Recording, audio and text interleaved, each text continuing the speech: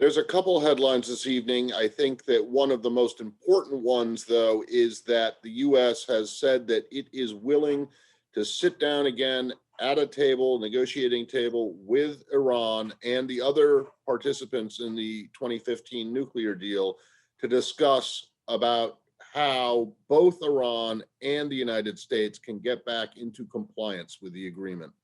So that's a pretty significant and pretty sharp repudiation of the previous administration's policies toward Iran.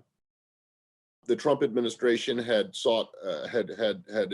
embarked on a maximum pressure campaign that sought to really isolate Iran, cut it off from the international financial system, and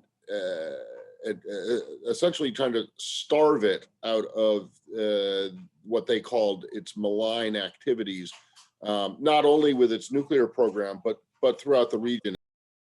So this is really a return and a return return to multilateral diplomacy, which is something that President Biden had said that he would do. So it's not a surprise in that respect. But what it is a sharp divergence from the policies of the previous administration.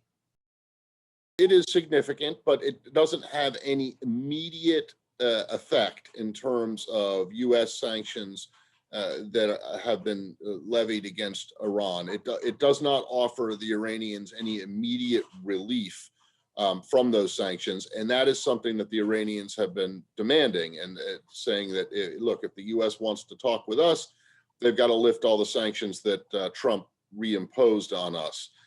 That is not what this is, but what it is a sign that the Biden administration is prepared to sit down with Iran and to go through various ways in which each of them, in which the United States and Iran can both return to their obligations under the 2015 deal that was negotiated, of course, mainly by the Obama administration.